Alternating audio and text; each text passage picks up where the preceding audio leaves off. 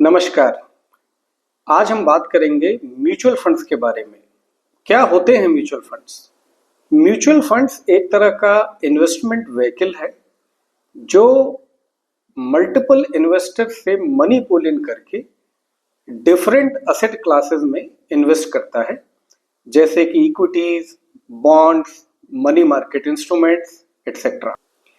Mutual funds को manage करने वाले प्रोफेशनल फंड मैनेजर्स होते हैं जो पैसे का डिप्लॉयमेंट फंड के इन्वेस्टमेंट ऑब्जेक्टिव्स के हिसाब से करते हैं। जब आप एक म्यूचुअल फंड में निवेश करते हैं तो आप उस फंड की यूनिट्स खरीदते हैं। तो म्यूचुअल फंड्स आपको बिना डायरेक्ट एक्सपोजर लिए हुए अंडरलाइंग असेट्स को खरीदने का एक तरीका प्रोवाइड कराते हैं। आमतौर पे ऐसा देखा गया है कि बहुत सारे म्यूचुअल फंड इन्वेस्टर्स, उनको भी क्या क्या तरह के म्यूचुअल फंड अवेलेबल हैं उनके बारे में जानकारी नहीं होती है।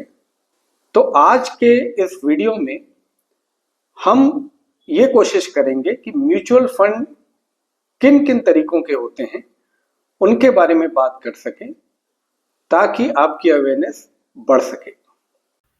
चलिए शुरू करते हैं टाइप्स ऑफ म्यूचुअल फंड्स, इनके बारे में।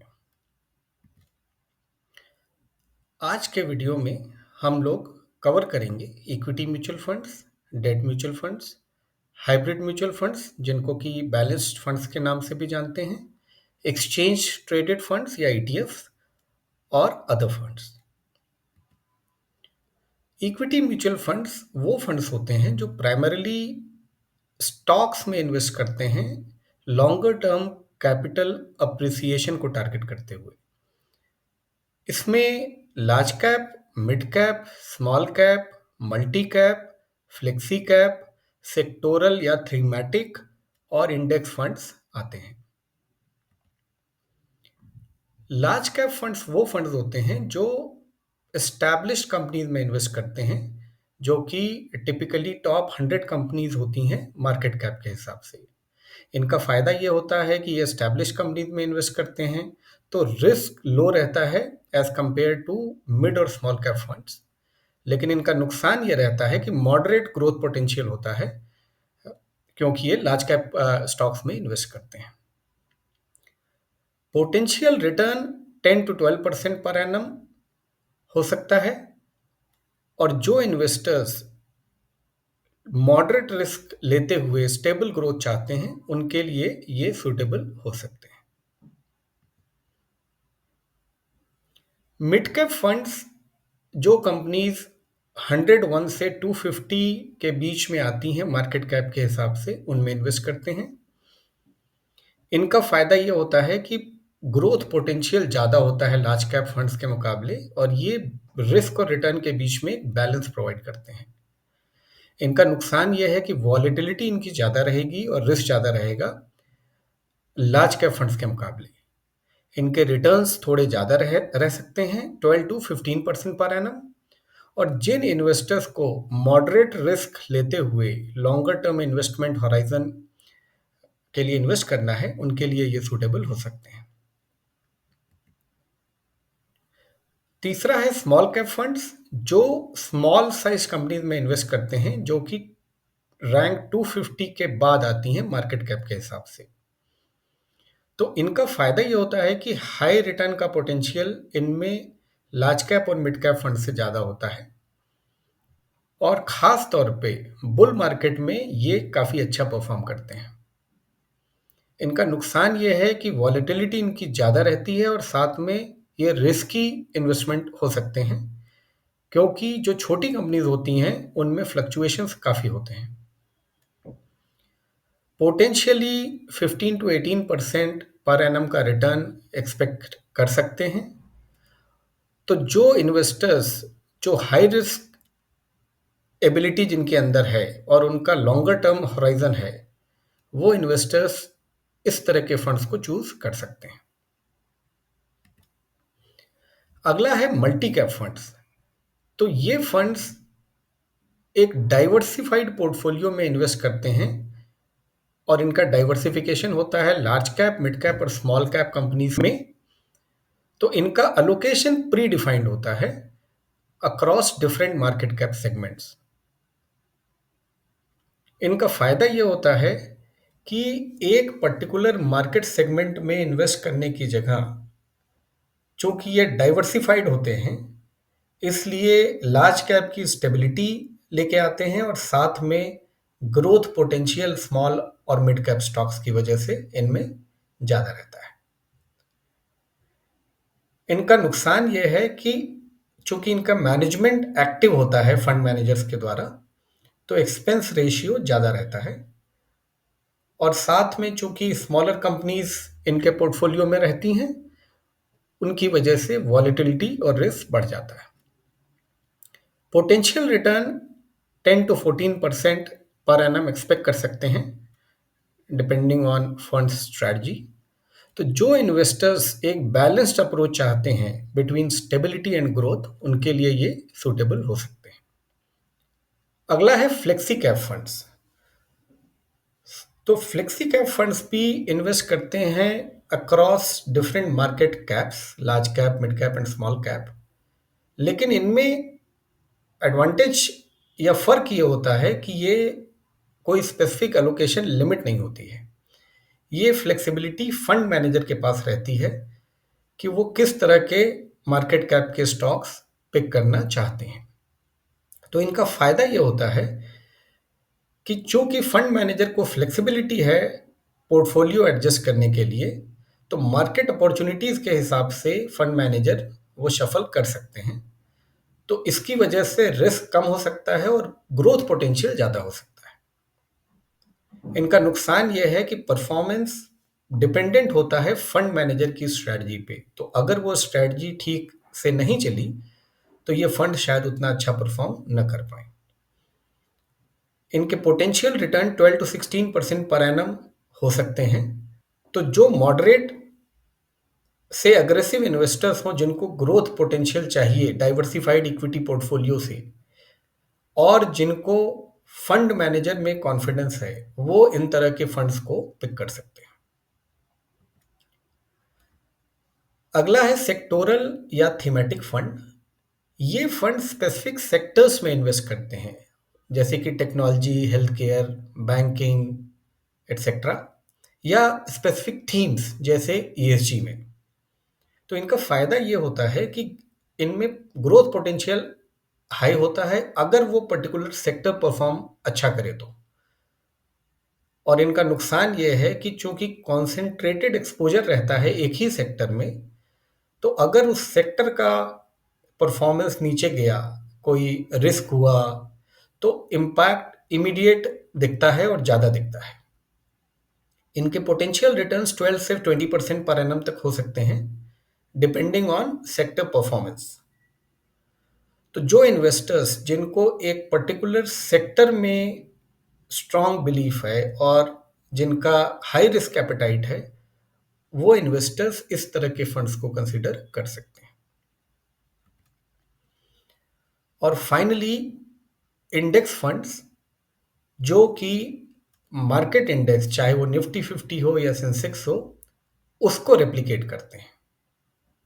तो इनका फायदा यह है कि पैसिव मैनेजमेंट होता है इनका, तो कॉस्ट लो रहती है। और चूंकि ब्रॉड मार्केट एक्सपोजर इनका रहता है, कंसिस्टेंट रिटर्न्स रहते हैं, तो वो इनके फायदेमंद चीजें इनकी होती हैं। इनका नुकसान यह है कि कोई एक्टिव मैनेजमेंट न होने से ये मार्केट को आउट परफॉर्म नहीं कर पाएंगे।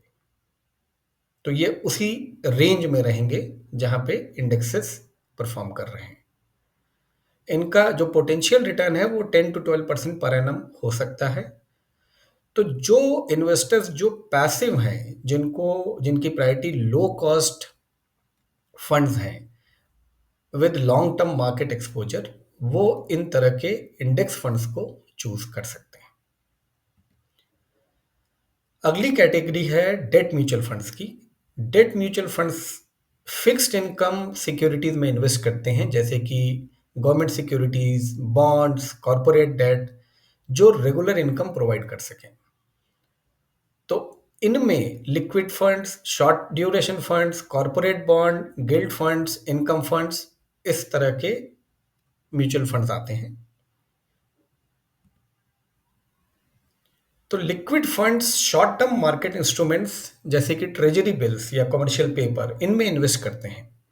इनका फायदा यह होता है कि लिक्विडिटी हाई रहती है, लो रिस्क रहते हैं और शॉर्ट टर्म गोल्स को मीट करने के लिए ये सूटेबल इन्वेस्टमेंट रहते हैं। इनका नुकसान यह रहता है कि रिटर्न लो रहते हैं as compare to equity fund. Potential returns 4 to 6% per annum हो सकते हैं। और जो investors short term investment horizon के लिए लिक्विडिटी फोकस के साथ इन्वेस्ट करना चाहते हैं, उनके लिए ये सूटेबल हो सकते हैं। अगला है शॉर्ट ड्यूरेशन फंड्स, जो शॉर्ट मैच्योरिटी पीरियड 1 से 3 साल वाले बॉन्ड्स में इन्वेस्ट करते हैं। इनका फायदा ये होता है कि लो इंटरेस्ट रेट रिस्क होता है compare to long duration funds, क्योंकि अगर इंटरेस्ट रेट फ्लक्चुएट होंगे तो उनका इम्पैक्ट लॉन्गर ड्यूरेशन में ज़्यादा होता है।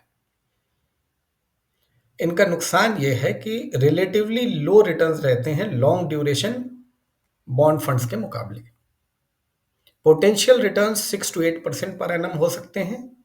तो जो इन्वेस्टर्स मीडियम टर्म होराइजन के लिए इन्वेस्ट करना चाहते हैं और मॉडरेट रिस्क एपिटाइट के साथ, उनके लिए ये सूटेबल हो सकते हैं। अगला है कॉरपोरेट बॉन्ड फंड, जो कि कॉरपोरेट बॉन्ड्स में इन्वेस्ट करते हैं। तो इनका फायदा यह है कि इनका रिटर्न गवर्नमेंट डेट फंड से ज़्यादा हो सकता है। इनका नुकसान यह है कि ये क्रेडिट रिस्क इनमें रहता है इशूअर की फिनेंशियल हेल्थ के हिसाब से। तो अगर फिनेंशियल हेल्थ डिग्रेड होती है, स्टेबल नहीं रहती, तो क्रेडिट रिस्क आ जाएगा। Potential returns 7 to 9% per annum हो सकते हैं। तो जो इन्वेस्टर्स जो रिस्क अवर्स हैं, जिनको गवर्नमेंट बॉन्ड से थोड़े ज़्यादा रिटर्न्स की एक्सपेक्टेशन है, लेकिन थोड़ा ज़्यादा रिस्क भी लेने को तैयार हैं, उनके लिए ये सूटेबल इन्वेस्टमेंट हो सकते हैं। अगला है guild funds. Guild funds government securities में इन्वेस्ट करते हैं। वो सेंट्रल और स्टेट गवर्नमेंट बॉन्ड्स दोनों हो सकते हैं। इनका फायदा यह है कि इनका रिस्क प्रोफाइल काफ़ी लो होता है, क्योंकि ये गवर्नमेंट सिक्योरिटीज में इन्वेस्ट करते हैं। तो ये रिस्क इन अवर्स इन्वेस्टर्स के लिए सूटेबल है। इनका नुकसान ये है कि इनका रिटर्न कॉरपोरेट बॉन्ड्स या इक्विटी फंड्स के मुकाबले लो रहेगा। Potential return 6 to 8% per annum हो सकता है। तो जो कंजर्वेटिव इन्वेस्टर्स हैं, जिनको लो रिस्क इन्वेस्टमेंट चाहिए, साथ में फिक्स्ड इनकम भी चाहिए, उनके लिए ये फंड्स सूटेबल हो सकते हैं। अगला है इनकम फंड्स। इनकम फंड्स एक mix of short term, medium term और लॉन्ग टर्म डेट इंस्ट्रूमेंट्स में इन्वेस्ट करते हैं। तो इनका फायदा यह है कि रेगुलर इनकम मिलती है और डाइवर्सिफाइड पोर्टफोलियो होता है। इनका नुकसान यह है कि इनको risk of interest rate change रहता है और उससे इनके रिटर्न्स पे इम्पैक्ट होता है। Potential return 7 to 9% per annum हो सकते हैं। तो जो इन्वेस्टर्स रेगुलर इनकम चाहते हैं with medium term goals in mind, उनके लिए ये फंड सूटेबल हो सकते हैं। अगली कैटेगरी है हाइब्रिड म्यूचुअल फंड्स, जिनको हम बैलेंस फंड्स के नाम से भी जानते हैं। हाइब्रिड म्यूचुअल फंड्स एक कॉम्बिनेशन ऑफ इक्विटी और डेट में इन्वेस्ट करते हैं, रिस्क और रिटर्न को बैलेंस आउट करने के लिए। तो इनमें अग्रेसिव, कंजर्वेटिव और मल्टी असेट एलोकेशन 3 तरह के फंड्स होते हैं। आइए इनके बारे में समझते हैं। Aggressive hybrid funds 65 to 80% equities और 20 to 35% डेट इंस्ट्रूमेंट्स में इन्वेस्ट करते हैं। इनका फायदा यह है कि हायर इक्विटी एक्सपोजर होने की वजह से ये बेटर ग्रोथ पोटेंशियल ऑफर करते हैं। इनका नुकसान यह है कि चूंकि इक्विटी एक्सपोजर ज़्यादा है, तो उसका मतलब रिलेटिवली हायर रिस्क भी होगा। Potential returns 10 to 14% per annum हो सकते हैं। तो जो इन्वेस्टर्स ग्रोथ के साथ मॉडरेट रिस्क लेने के लिए तैयार हैं, उनके लिए ये सूटेबल इन्वेस्टमेंट हो सकते हैं। Coming to conservative hybrid funds, ये इक्विटी एक्सपोजर कम रखते हैं, 25 to 40% इक्विटीज और 60 to 75% डेट इंस्ट्रूमेंट्स में इन्वेस्ट करते हैं। इनका फायदा यह है कि रिस्क प्रोफाइल इनका लो रहता है, क्योंकि डेट एक्सपोजर ज़्यादा रहता है इक्विटी के मुकाबले। इनका नुकसान यह है कि लोअर रिटर्न पोटेंशियल होता है, क्योंकि इनमें इक्विटी एक्सपोजर कम रहता है, तो अग्रेसिव हाइब्रिड फंड्स के मुकाबले रिटर्न कम हो सकता है। Potential returns 8 to 10% per annum हो सकते हैं। तो जो कंजर्वेटिव इन्वेस्टर्स हैं, जिनको ग्रोथ और सेफ्टी का बैलेंस चाहिए, उनके लिए ये सूटेबल हो सकते हैं।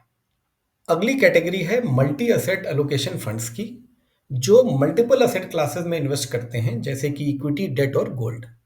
तो इनका फायदा यह है कि डाइवर्सिफिकेशन हो जाता है, तो उसकी वजह से रिस्क मिटिगेशन होता है।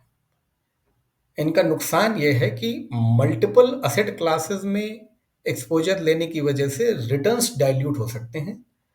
Potential returns 9 to 12% per annum तक हो सकते हैं।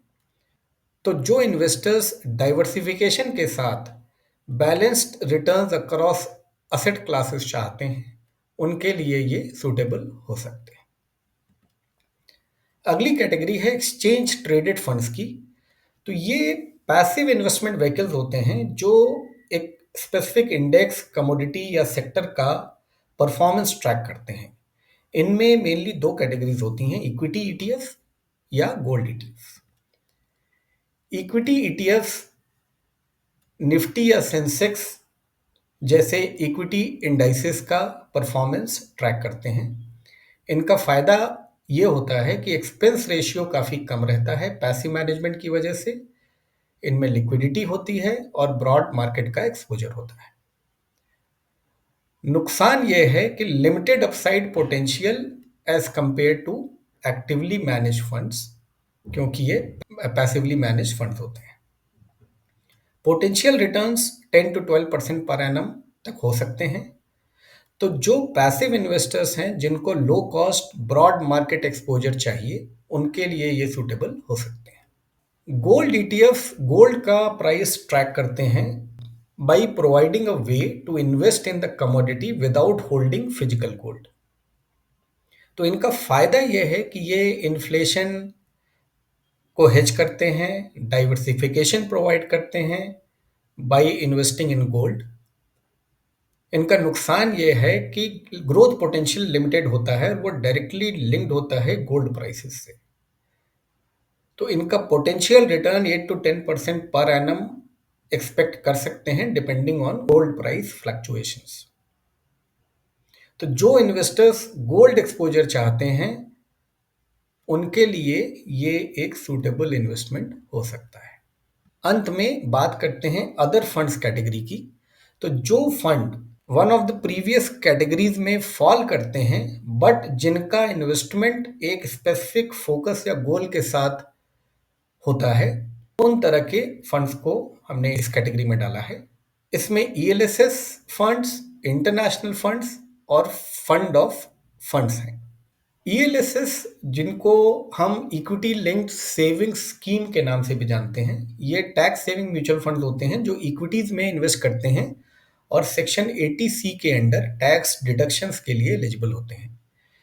इनका फायदा यह है कि ये टैक्स बेनिफिट और कैपिटल अप्रिसिएशन दोनों प्रोवाइड करते हैं with a short lock in period of 3 years।